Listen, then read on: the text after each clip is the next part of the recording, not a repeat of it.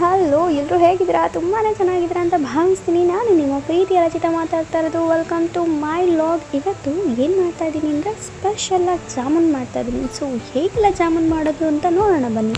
ನಾನು ಯಾವ ರೀತಿ ಜಾಮೂನ್ ಮಾಡಿದ್ದೀನಿ ಅನ್ನೋದನ್ನು ನಿಮಗೆ ತೋರಿಸ್ತೀನಿ.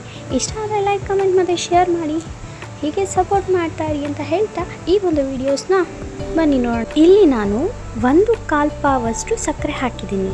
ಆ 1/4 ಪಾವ್ಗೆ ಸ್ವಲ್ಪ ನೀರು ಆ್ಯಡ್ ಮಾಡಿ ಸ್ವಲ್ಪ ಚೆನ್ನಾಗಿ ಕುದಿಯೋಕ್ಕಿಟ್ಟಿದ್ದೀನಿ. ಇದು ಚೆನ್ನಾಗಿ ಕುದಿಬೇಕು. ಕುದಿ ಬಂದಮೇಲೆ ಅಂಟು ಬರುತ್ತೆ, ಕೈಯಲ್ಲಿ ಟಚ್ ಮಾಡಿದ ತಕ್ಷಣ ಸ್ವಲ್ಪ ಅಂಟು ಥರ ಅನಿಸುತ್ತೆ. ಆ ಅಂಟು ಬಂದಾಗ ಇದು ಸಕ್ಕರೆ ಪಾಕ ರೆಡಿಯಾಗಿದೆ ಅಂತ ನೀವು ನೋಡ್ತಾ ಇರ್ಬೋದು. ಇಲ್ಲಿ ಕುದೀತಾ ಇದೆ. ಈ ಒಂದು ಸ್ಟೇಜಲ್ಲಿ ಚೆನ್ನಾಗಿ ಆಗಿದೆ ಅಂತ ಅದಕ್ಕೆ ಸ್ವಲ್ಪ ಏಲಕ್ಕಿ ಆ್ಯಡ್ ಮಾಡಬೇಕು. ನಾನು ಇಲ್ಲಿ ತೋರಿಸಿಲ್ಲ, ಬಟ್ ಏಲಕ್ಕಿ ಹಾಕಿದ್ದೀನಿ.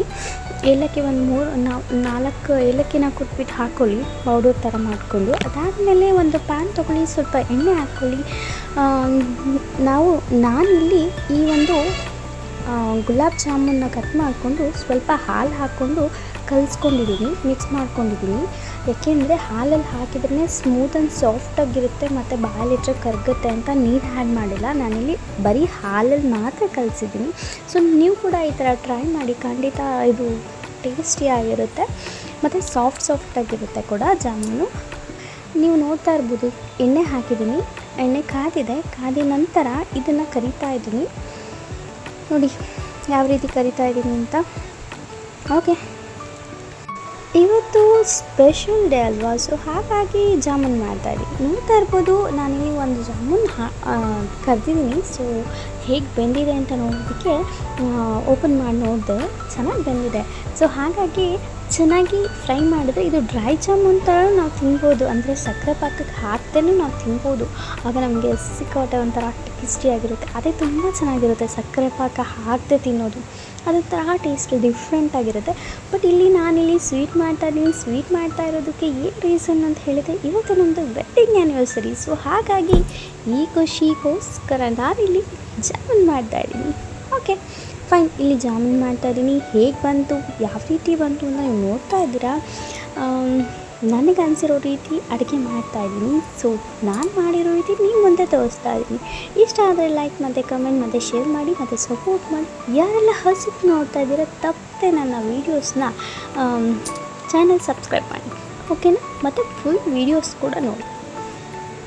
ಓಕೆ, ನಾನಿಲ್ಲಿ ಒಂದು ಪ್ಲೇಟ್ಗೆ ಹಾಕ್ಕೋತಿದ್ದೀನಿ ಕರೆದಿರುವಂಥ ಜಾಮೂನೆಲ್ಲ ಒಂದು ಕಡೆ ಪ್ಲೇಟ್ಗೆ ಹಾಕ್ಕೊಂಡು, ಏನು ಸ್ವಲ್ಪ ಬಿಸಿ ಪಾಕ ಮಾಡಿದ್ದೀನಲ್ಲ, ಆ ಪಾಕದಲ್ಲಿ ಸ್ವಲ್ಪ ಬಿಸಿ ಇರುವಾಗಲೇ ಇದನ್ನು ಹಾಕಬೇಕು. ತುಂಬ ಸುಟ್ಟ ಇದ್ದಾಗ ಹಾಕಬಾರ್ದು, ಸ್ವಲ್ಪ ಬಿಸಿ ಇದ್ದಾಗಲೇ ಹಾಕಬೇಕು. ಆಗ ಇದೆಲ್ಲ ಜಾಮೂನ್ ಅಬ್ಸರ್ವ್ ಮಾಡ್ಕೊಳ್ಳುತ್ತೆ. ಸಕ್ಕರೆ ಪಾಕನ ಅಬ್ಸರ್ವ್ ಮಾಡಿಕೊಂಡು ಇನ್ನೂ ಸ್ವಲ್ಪ ದಪ್ಪ ಆಗಿ ಚೆನ್ನಾಗಿ ನೋಡೋಕ್ಕೂ ಚೆನ್ನಾಗಿರುತ್ತೆ, ತಿನ್ನೋಕ್ಕೂ ಚೆನ್ನಾಗಿರುತ್ತೆ, ಸಾಫ್ಟಾಗಿರುತ್ತೆ. ಅಕಸ್ಮಾತ್ ನೀವೇನಾದರೂ ಸಕ್ಕರೆ ಪಾಕ ತಣ್ಣಗಾದ್ಮೇಲೆ ಈ ಒಂದು ಜಾಮೂನ ಕರೆದಿರೋದನ್ನ ನೀವೇನಾದರೂ ಹಾಕಿದ್ರಿ ಅಂತ ಅಂದ್ಕೊಳ್ರಿ, ಆ ಜಾಮೂನ್ ಏನಾಗುತ್ತೆ ಗೊತ್ತಾ, ಅದು ಹೇಗಿರುತ್ತೋ ಅದೇ ರೀತಿ ಸೈಜ್ ಇರುತ್ತೆ.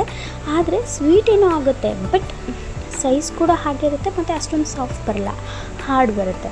ಅಂದರೆ ತಣ್ಣಗಾದಾಗ ಹಾಕಿದ್ರೆ, ಸ್ವಲ್ಪ ಬೆಚ್ಚಗಿದ್ದಾಗ ಪಾಕ ಹಾಕಿದಾಗ ಈ ಜಾಮೂನ್ ಸೂಪರ್ ಟೇಸ್ಟಿಯಾಗಿರುತ್ತೆ ಮತ್ತು ಸಾಫ್ಟಾಗಿರುತ್ತೆ. ಇಷ್ಟಪಟ್ಟು ತಿಂತಾರೆ ಕೂಡ ಎಲ್ಲರೂ.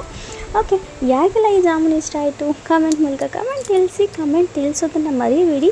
ನನ್ನ ಒಂದು ವೀಡಿಯೋಸ್ ನಿಮಗೆ ಇಷ್ಟ ಆಗಿದೆ ಅಂತ ನನಗೆ ಗೊತ್ತಾಗಬೇಕು ಅಂದರೆ ಲೈಕ್, ಕಮೆಂಟ್ ಮತ್ತು ಶೇರ್ ಮಾಡಬೇಕು. ನಿಮ್ಮ ಕಮೆಂಟಲ್ಲಿ ನಿಮ್ಮ ಎಲ್ಲ ಅನಿಸಿಕೆಗಳನ್ನ, ಅಭಿಪ್ರಾಯಗಳನ್ನ ನನ್ನೊಂದಿಗೆ ತಿಳಿಸ್ಬೇಕು.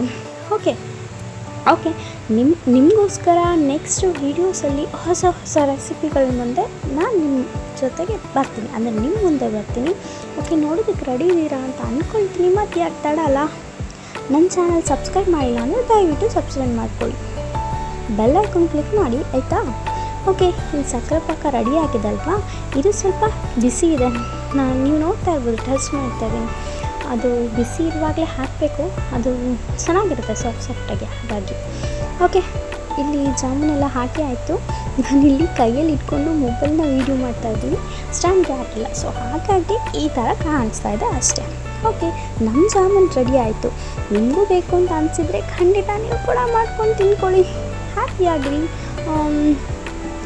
ಬಿಂದಾಸ್ ಆಗಿರಿ, ನಗ್ತಾರಿ, ನಗಿಸ್ತಾರಿ. Thank you so much for watching. Bye.